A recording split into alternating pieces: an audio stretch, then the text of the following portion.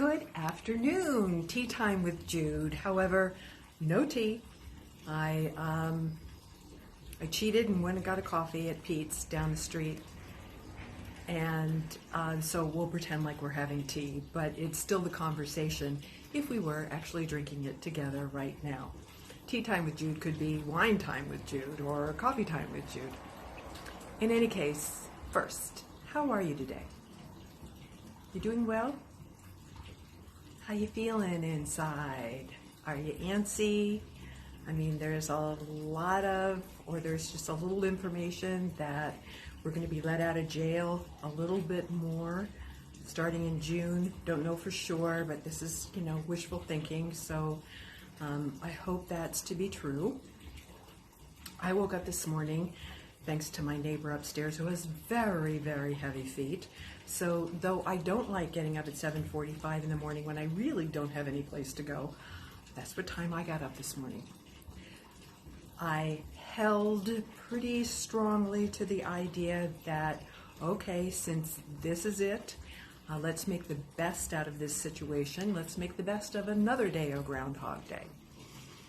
So I passed on going down and taking a wonderful walk with a friend of mine, which I'm going to do next week, down in Orange County, to stay home and do a couple of things that I had been putting off.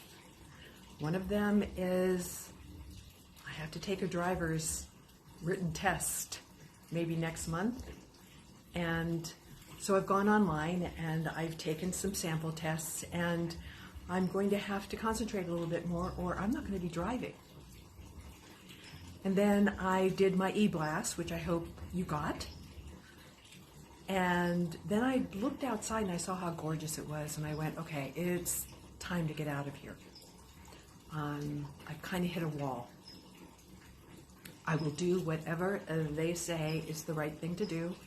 So I armed myself with my mask and with my wipes and ventured around the neighborhood, grabbed my coffee, came back, found a tree, leaned against that, called a friend of mine that I've known since junior high school, and we just had the most lovely conversation because neither one of us had any place to go.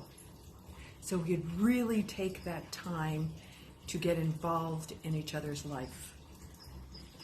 And if I can back up a little bit and talk about my shower time and what came up this morning, as I've said before, I do my best thinking in the shower, and I thought, what is it that I can share today that could be very helpful to a few people? And essentially what came up was your favorite thing, but I think it's important, at least it has been for me and for friends that I've been talking to, is the whole pen and paper and making a list. Now, because we are going to be let out of jail soon, there are things that we have learned over the last couple of months that I feel, at least for myself, that I feel have been very valuable in the learning. One of them is appreciating the quiet, being more patient, tending to things around the house that I've been putting off because I just don't have the time. Opening up that closet where all the things come tumbling out and taking care of them so that now it's nice and clean, and now don't do that. If it's moving a little bit, it's because my little cat is scratching. Okay, now it really moved. Don't do that. So where was I? All these important things. So I kept a list in my head of things that I really wanted to accomplish. But I really needed to write them down because I know there's dangling participles. There's still stuff that I have not tended to. One of them is that on day 1 or 2 of being sequestered, I went downstairs and got a can of paint that I really needed to paint a low wall when you enter my place, because suitcases have hit the wall and handymen have hit the wall, and it's not that bad, but it needs to be touched up. And so there's the can of paint, and I thought if I put the can of paint right there, I'll see it. Well, I saw it, and I saw it for 2.5 months. And the wall still has the little marks on it, and the can of paint is still not opened. So that goes on my list of things to do. So what I wanted to share with you today is taking the time, and we have the time still, we're not going anywhere. Take the time to sit down and draw yourself 3 columns on a piece of paper. And your first column will be, and you can number it or not, I don't care. Write it down. The things that you have accomplished thus far that you have always wanted to take care of as of late, the last couple of years, but never did. And then the next column will be the things that you still have to tend to.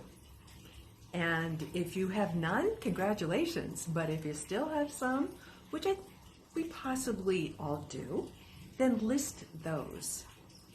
And then the third column over would be setting your intention, giving your word to, finishing these things that you did not accomplish, and most importantly, to give them a time limit. Once we start back to work, we may have a tendency to forget that we were given the opportunity to slow down and be introspective and to tend to things that have been aggravating us for a long time. We probably picked up some new great habits that we never knew we had the capability of learning or doing, but now we have. So whatever they are, wow, that could be column number 4. Column number 4 being, what is it that you've learned about yourself over the last 2.5 months that you really, really like, that you plan to carry forward? Now, these kind of exercises, 4 steps or the 3 steps that I was talking about, really take no time at all. But it's a way to acknowledge what we have accomplished during a very, very trying time. It's a way to say, yay, we can do these things and we can do them going forward, being more deliberate about follow through. And we can look at that and say, cool. I guess at the end of the day, and I don't guess, I know for a fact, that as we live in a world of polarities, high and low and fast and slow and red and white and black and white, whatever you think is the opposite. Actually, red is not the opposite of white. I'm sure you got that. But knowing that when there is something uncomfortable happening to you, that there's another side of the story. There always is.